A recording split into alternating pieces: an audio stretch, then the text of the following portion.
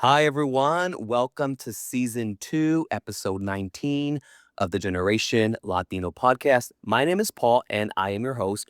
First off, thank you so much for tuning in. As I always say, it truly means the world to me that you are a part of this community and you are helping it grow, and we are just in it together. So, thank you so much. Also, it is the week of Christmas, which I am really excited about. I am trying to be in the best Christmas spirit ever. I have hot cocoa with me right now. I have my Grinch pajamas on. I am watching holiday movies, just trying to really soak up the Christmas spirit. I have my winter candy apple candle on from Bath and Body Works. I'm just, again, living the best Christmas fantasy that I possibly can because you never know, not to sound morbid, but you never know when it's going to be your last Christmas. As I'm getting older, I'm trying to be more appreciative of time and how long, God wants us here on this earth. So I hope you're enjoying your week and I hope you have good plans. If you don't, make plans.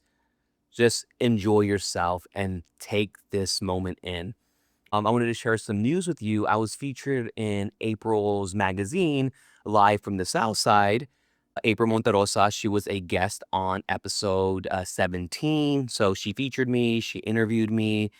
It was a really good interview. So check that out. I'm going to put the link on the description below. So if you haven't, check it out. She is a phenomenal woman. So please check out that article if you haven't. All right. So today's episode is for anyone who's ever been called the first to go to college, the first to work in a certain field, the first to leave home, the first, honestly, to just dream differently. Being first sounds powerful, and it is, but what we don't talk about enough is how heavy it can feel. Because being first doesn't come with a manual, it comes with expectations, it comes with pressure, not just pressure that people put on us, but pressure that we put on ourselves. And sometimes, I'm not going to lie, it does come with loneliness.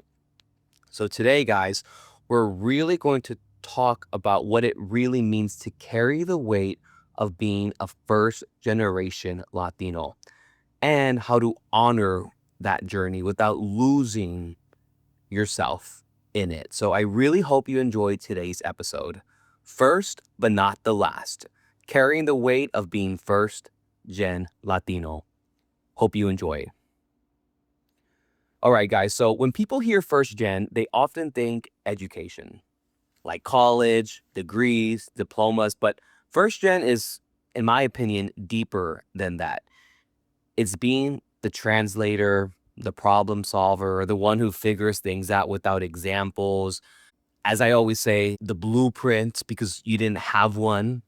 It's navigating rooms that our parents never had access to while still trying to stay rooted in where we come from.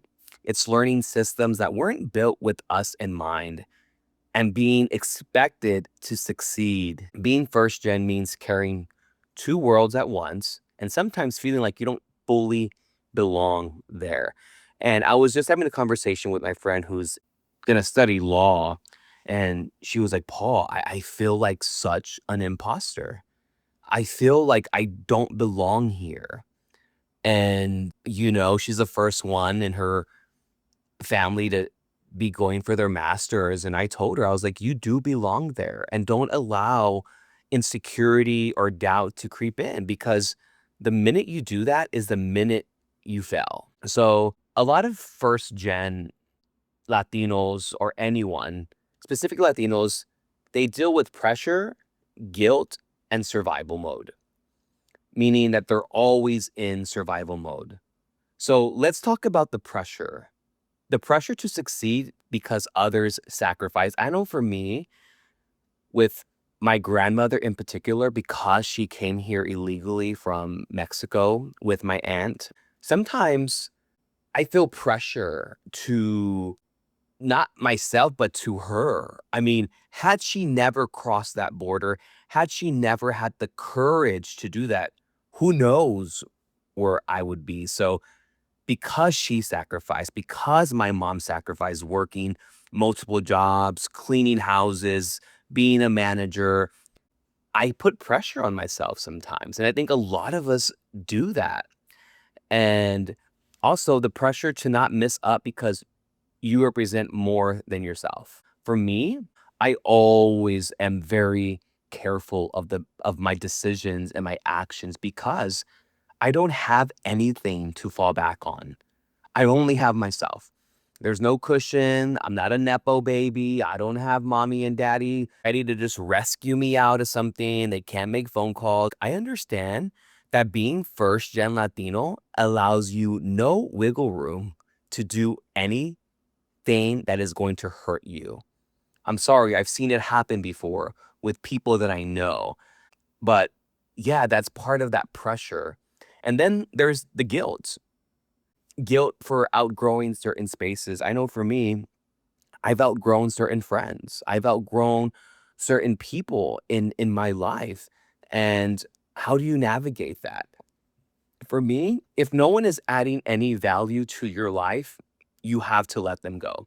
Whether it's a partner, girlfriend, boyfriend, friend, whoever it is, if they're not adding anything, you're gonna have to let them go. And what I see so often is people feel guilty, so they keep toxic people in their life. And then we feel guilty for wanting more. I have a hard time sometimes buying myself things because I feel guilty. I'm like, "Ah, should I buy it? Do I need to? Do I really need this?" So I've actively lately have been trying within the past maybe year or so, no, you're gonna get that. If you want that candle, buy it. If you want that cologne, buy it. But it comes from growing up and not really having anything. I didn't have the ability to just go into a store and just buy whatever I wanted. So now as an adult, I'm like, "Ah, do I really need it?" And I think another big form of guilt is guilt for resting when survival taught us to hustle. So I take a lot of pride in my hustle, and I sometimes need to tell myself to slow down because I want to constantly be going at 100 miles an hour. And I feel that if I'm resting, that I'm not hustling.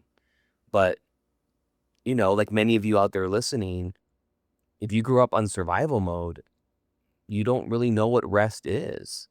Oh, you don't know what vacations are and what it is to just have a lazy Sunday because what we saw was our parents just working. And especially if you came from a single income household, even worse.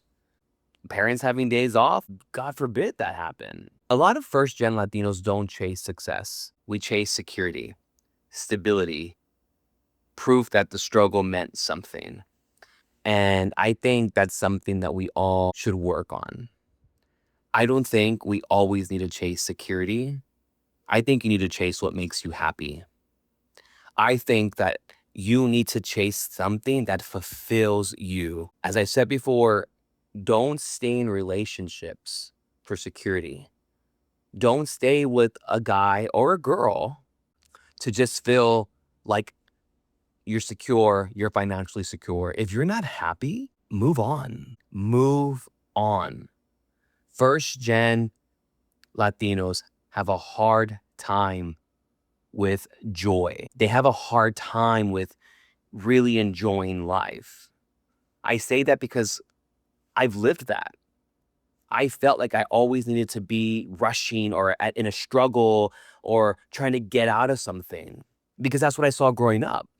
I saw my mom just surviving, surviving. So I'm like, well, that has to be normal.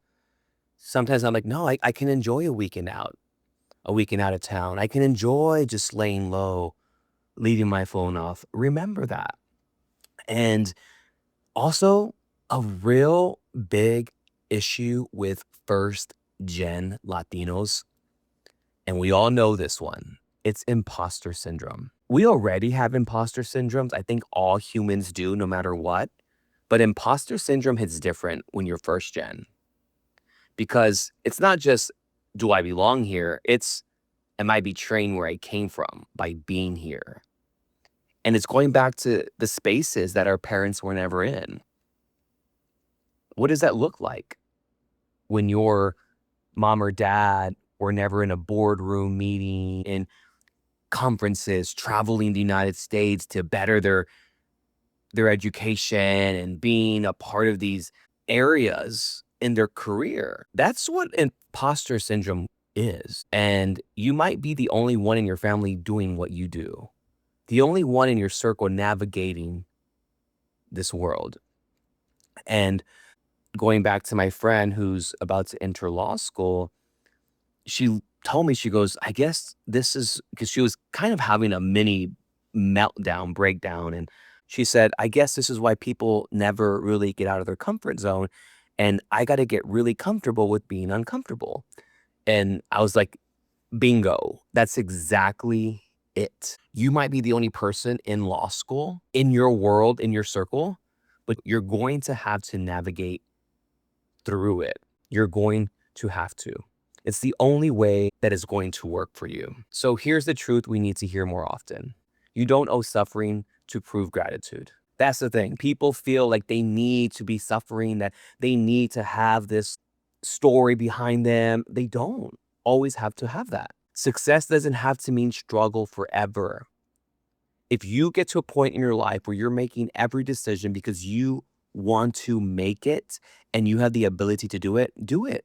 I know for me, I've been in some cases where I'm like, this is a little too easy for me. And I'm like, Paul, let it be easy. It doesn't have to be hard. It doesn't have to be hard. Not every assignment, every project you do has to be a struggle. Remember that when you're navigating life. Legacy isn't just what you build, it's what you heal. So for me, as I'm learning and navigating this world, I'm like, oh, this is easy. Some things are hard, some things are easy. But for me, it's taking everything as it is. Being first was never about perfection. It's about possibility. And if you're listening to this episode and you are the first gen or second, remember, it is about possibility. It is not about perfection. Again, my grandmother came here illegally from Mexico. I don't think she came here so that I could be perfect. She came here for her and her family to have more possibilities. And now I'm aware of that. And I want to remember that. And if you're listening out there and you're struggling with imposter syndrome, first, second, third gen, remember you are here for possibilities. My grandmother crossed that border illegally. Now I'm a college graduate. Now my sisters and brother get to fulfill their dreams. My family members get to have more possibility because of that. Remember that. And I also want to tell you, if no one's told you lately, you need to tell yourself how proud you are of yourself. Because guys, no one is going to tell you that. You have to tell yourself that. You have to tell yourself how proud you are of you. And as we're wrapping up the year, we have a couple more weeks left. I literally have to say, Paul, I am proud of you. You did it. You did the best you could. Now let's keep going. And don't be proud of yourself just because you accomplished something. Be proud of what you survived. Whether it was a bad relationship, a career loss, a change, just be proud that you are here and that you survived. Being first gen, guys, means that you were brave enough to walk into the unknown so someone else wouldn't have to. So, is it hard? Hell yeah, it's hard. It's not easy. Being first gen means that you were meant to be the opening chapter of your life. Honestly, guys, take that in. Take that in. If you're the first person, if you are listening and you are the first person to do something in your family, whether it's to get an associate's, a bachelor's, a PhD, a master's, whatever it is, to live out of the city, live out of the state, be on a plane, think differently, you have to allow yourself to give yourself more credit and be proud of yourself. Be proud of yourself. I remember, I'm going to say a story real quick, and it's affected me to this day. I love my mom, but sometimes she could be very small thinking. And I was 18 years old, and my two friends at the time were going to take a trip to Los Angeles, California. They went on a Greyhound. We're going to go on a bus, stay in a hostel, and just live life like any 18-year-old would do. I had asked my mom if I could go, and she was like, no, it's too dangerous. I was like, but mom, like, I'm going with friends. I'm going to go in a bus. Like, I'll be fine. And I felt like I was being limited. I felt like because she couldn't think outside of the city that she lived in, she couldn't see me outside of the city. And it's something that stuck with me. And it's something that I never want to feel again. So now I'll go wherever the hell I want to go. Wherever, New York, LA, Florida, DC, New Orleans, Vegas, I don't care. I will go wherever I want to go. But remember that. Don't limit yourself just because no one around you is exploring. Always explore, always explore. Read books, watch movies outside of your comfort zone, just don't stay one-minded. Anyways, guys, thank you so much for tuning in. I really appreciate it. Have a wonderful, beautiful Christmas, and I will see you on the next episode.